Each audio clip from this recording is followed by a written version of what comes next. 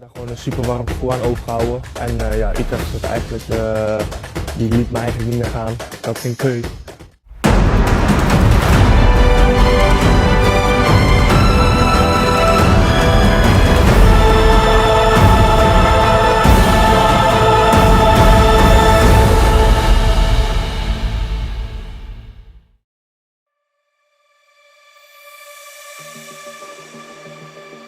Miliano Jonathans, Timnas Indonesia banyak naturalisasi bek, saya penyerang yang bisa cetak gol. Pemain keturunan Depok, Miliano Jonathans belak-belakan dihubungi PSSI untuk proses naturalisasi. Dia menduga alasan Timnas Indonesia mau naturalisasi dirinya lantaran Indonesia banyak naturalisasi bek, bukan penyerang. Miliano Jonathans mengklaim dia adalah penyerang yang bisa cetak gol. Sementara Timnas Indonesia belum punya penyerang seperti itu. Pemain-pemain yang mereka Indonesia datengin sejauh ini kebanyakan gelandang sama bek. Belum ada penyerang sama sekali.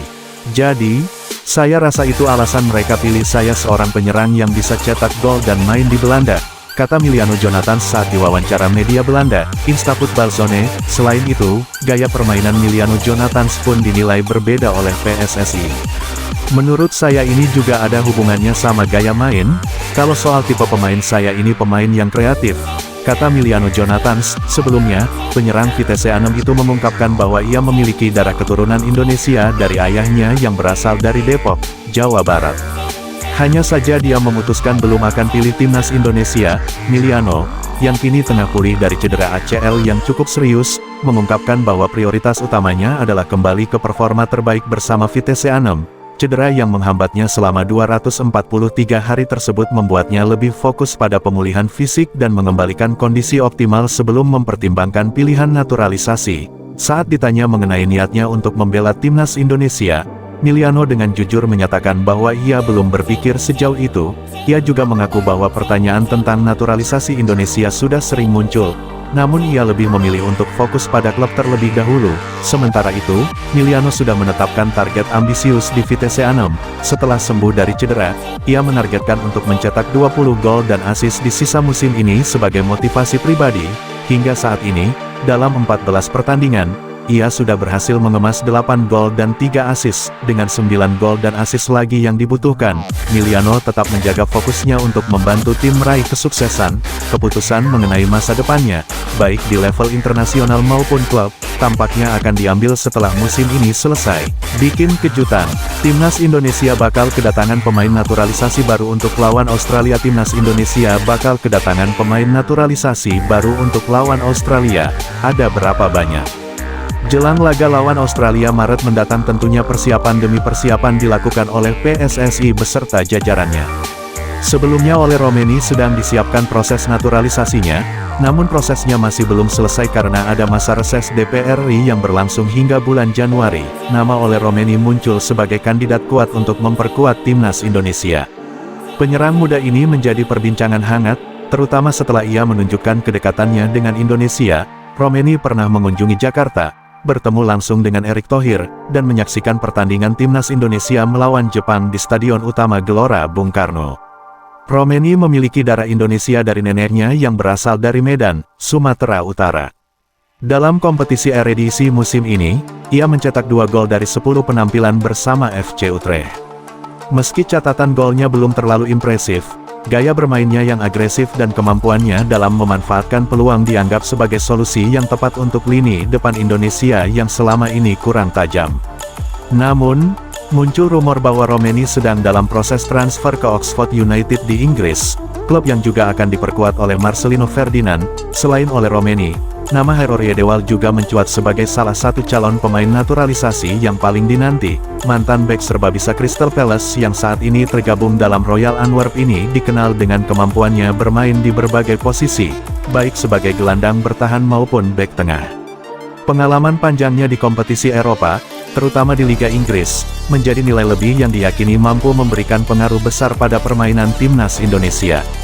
Seorang pengamat sepak bola menyebutkan bahwa posisi terbaik Riedewal adalah sebagai gelandang bertahan atau angka 6. Dalam peran ini, ia mampu mengatur tempo permainan sekaligus memberikan perlindungan kepada lini pertahanan. Dia bisa bermain dengan baik di posisi angka 6, ungkap pengamat tersebut, menyoroti kemampuannya dalam membaca permainan dan memberikan distribusi bola yang efektif. Nama terakhir yang mencuri perhatian adalah Mauro Zelstra. Striker muda berbakat ini memiliki darah Indonesia dari neneknya yang berasal dari Jawa Barat. Meski proses naturalisasinya belum banyak disorot seperti oleh Romeni, kehadiran Mauro diharapkan dapat menjadi tambahan penting bagi kedalaman skuad Garuda. Mauro dikenal dengan kecepatannya di lini depan serta insting mencetak gol yang tajam. Dua atribut ini sangat dibutuhkan oleh timnas Indonesia, terutama dalam menghadapi lawan-lawan berat di kualifikasi mendatang. Dengan usianya yang masih muda, Mauro memiliki peluang besar untuk berkembang menjadi salah satu striker andalan Indonesia di masa depan. Keputusan akhir, tentu saja, berada di tangan pelatih Sintayong dan juga PSSI. Akankah ketiga pemain ini akan datang pada saat dibutuhkan untuk melawan Australia? Laga melawan Australia dan juga Bahrain tentu menjadi penentu bagi nasib timnas Indonesia ke depannya. Tentunya kedatangan pemain-pemain naturalisasi juga dapat mempengaruhi nasib timnas Indonesia di kancah sepak bola dunia.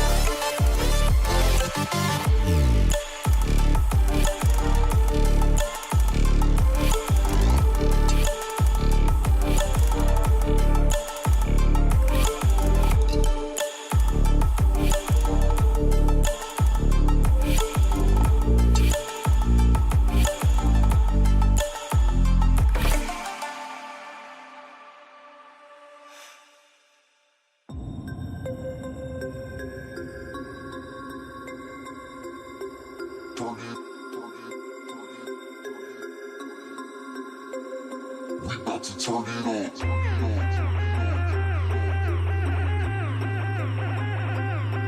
Turn it. We about to turn it on.